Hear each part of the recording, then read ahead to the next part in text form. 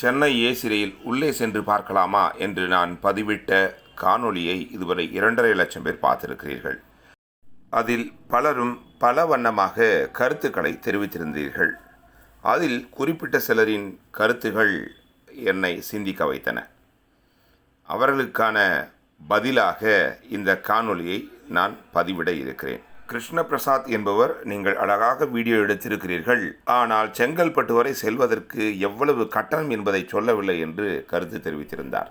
அடுத்ததாக பார்த்தோம் என்றால், பாலு என்பவர், சும்மா வண்டியில் ஏறி இறங்கினதுக்கு ஒரு வீடியோவா, டிக்கெட் ஃபேர், ஜர்னி டைம் இதெல்லாம் போட்டிருக்கலாமே என்று வருத்தத்தோடு பதிவிட்டிருந்தார். அதற்கடுத்து இன்னொரு நண்பர் அமுதா ராஜ் என்பவர், சென்னை டு செங்கல்பட்டு அரை மணி நேரத்தில் சென்று விடலாமே, இதற்கு ஏசி தேவையா, சரி டிக்கெட் எவ்வளவு என்று சொல்லவில்லையே என்றும் கருத்து தெரிவித்திருந்தார். இந்த மூவரும் கேட்ட கேள்வி சரியே. இந்த தகவல் மற்ற அனைவருக்கும் பயன்படும் என்பதால் அவர்கள் கேட்டபடி இந்த ரயிலின் வருகை நேரம், கட்டண விவரங்களை இந்த காணொலியில் நாம் பார்க்க இருக்கிறோம். திங்கள் முதல் சனிக்கிழமை வரை இந்த ஏசி லோக்கல் ரயில் பயணம் இந்த வழித்தடத்தில் இயங்கிக் கொண்டே இருக்கும். காலை 6:50 மணிக்கு தாம்பரத்தில் தொடங்கும் இந்த ஏசி ரயில் முதலில் செங்கல்பட்டுக்குத்தான் செல்கிறது. 7:35க்கு அங்கே சென்று ஓய்வெடுக்கிறது.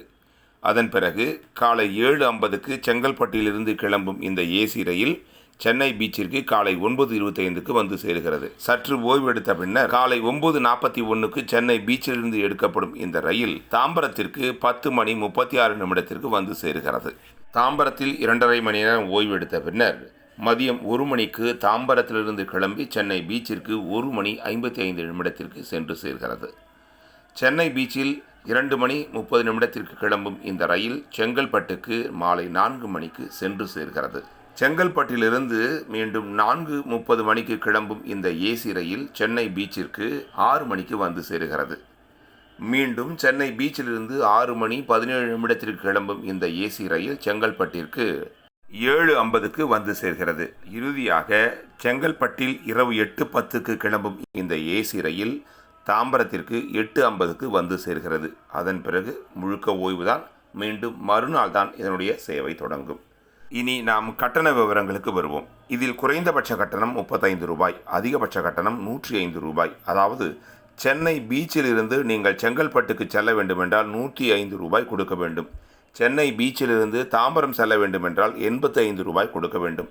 தாம்பரத்திலிருந்து சென்னை பீச்சிற்கும் சரி செங்கல்பட்டிற்கும் சரி செல்ல வேண்டுமென்றால் 85 ரூபாய் கட்டணமாக நீங்கள் கொடுக்க வேண்டியிருக்கும். ரயில்கள் புறப்படும் நேரம், கட்டண விவரங்கள் உள்ளிட்ட அனைத்து தகவல்களும் இந்த வீடியோவின் டிஸ்கிரிப்ஷன் பாக்ஸிலும் கொடுத்திருக்கிறேன். பார்த்து பயன்பெறுங்கள்.